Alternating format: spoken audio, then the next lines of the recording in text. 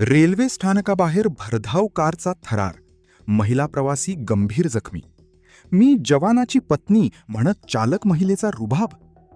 Nashik road railway स्थानकाबाहेरही रविवारी सकाळी भरधाव वेगाने आलेल्या एका चारचाकी वाहनाने वाहनतळातील डिवायडरवर चढून महिला प्रवासी व इतर वाहनांना धडक दिल्याची धक्कादायक घटना घडली. या अपघातात एक महिला गंभीर जखमी झाली असून काही लहान मुलांनाही किरकोळ दुखापत झालीय.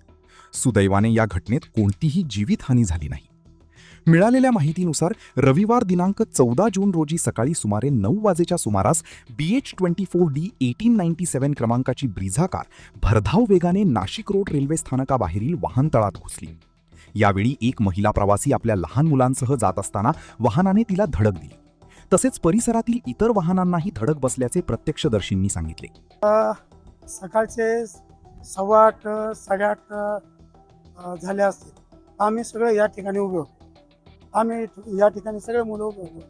आम्ही बघितलं काही एक रिक्षातून पॅसेंजर उतरत होते. त्याच्यामध्ये 2 लहान मुलं होते, 2 लेडीज होत्या.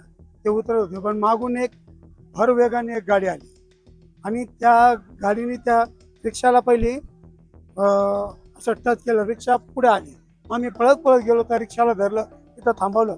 त्याच्यानंतर त्या गाडी खाली 2 मुलं आणि 2 लेडीज अशा आम्हाला दिसल्या. पण ती गाडी त्या डिवायडरवर वरती चढल्यामुळे त्या लोकांना म्हणजे काही लोकांना मारलं. पण एक लेडीज होती, त्यांची ती इथली मणक्याची हड्डी जी आहे, मला तरी वाटतं ती क्रॅश झालेली असं. तिला फार लागलं आणि लहान लहान मुलं होती, त्यांनाही फार हाताला पायाला लागलं. मग त्यानंतर आम्ही सगळे त्या ठिकाणी गेलो आणि मग त्या लोकांना बाहेर काढलं आणि आमची एक रिक्षा काढून त्यांना महानगरपालिका हॉस्पिटल पाठवून दिले. पण याच्यामध्ये असं झालं का त्या लेडीजला आम्ही याच्या पहिलेही पार्किंग करताना आम्ही बघितले तिला काही गाडी येत नाही. पण आम्ही एक पोलीस होता इथं, आम्ही न लावता पोलिसालाच बोलावलं आणि पोलिसाला सांगितलं का या लेडीजला ही गाडी येत नाही तर हिला पार्क करून द्या. त्यानंतर तो गेला आणि त्यांनी ती पार्क केली. म्हणजे या लेडीजला गेले मी 5-6 महिने झाले तिला बघतो या ठिकाणी ती येते, पण तिला ती गाडी काही येत नाही. पण आज असं समजा का त्या लोकांचं नशीब होतं, त्याच्यामध्ये जीवितहानी झाली नाही. पण त्या बाईला फार लागलं. पण त्या ठिकाणी असं झालं का ती जी बाई होती चालवणारी, ती म्हणती मैं पैसा भर के दूंगी. म्हणजे तिची मजुरी अशी होती तर तिला थोडाही पश्चाताप नव्हता. असं सगळे लोक या ठिकाणी हळहळ करत होते. त्या लेडीजला ना थोडाही पश्चाताप नव्हता. तर त्या लेडीजकडं लायसन आहे का नाही आहे हेही त्यांनी पोलिसांनी पडताळून पाहिजे. पण घटना झाल्यानंतर पोलीस RPF या ठिकाणी सगळे आले. त्यानंतर त्यांना पोलीस स्टेशनमध्ये नेण्यात आलं. त्याच्यानंतर त्यांनी सिटी पोलीस स्टेशनला नेलं आणि ते महानगरपालिकेला त्या मुलीला नेलं. त्यानंतर काय झालं हे आम्हाला काय कळलं. या अपघातात संबंधित महिला गंभीर जखमी झाली असून तिच्यावर उपचार सुरू आहेत.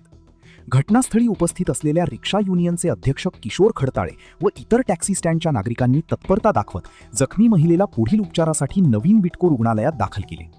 प्रत्यक्षदर्शींच्या म्हणण्यानुसार अपघातानंतर वाहन चालवणाऱ्या महिलेने आपण जवानाची पत्नी असल्याचे सांगत नागरिकांशी वाद घातल्याचा आरोप करण्यात आला आहे.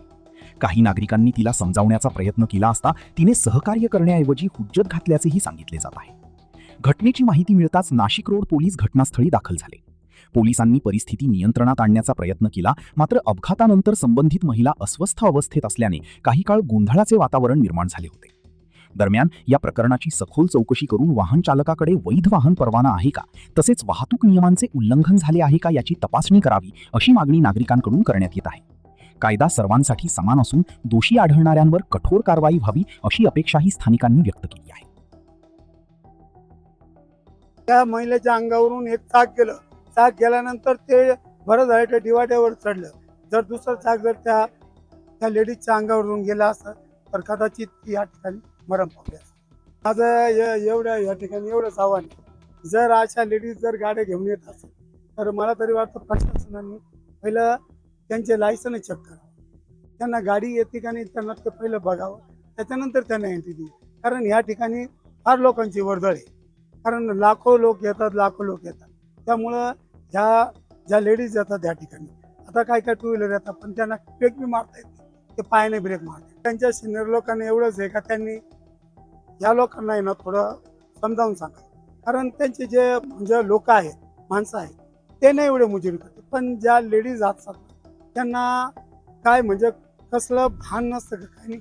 त्या या ठिकाणी आल्यावर त्यांना असं वाटतं का हे सगळं आमच्या बापाचं आहे, आमचं आहे.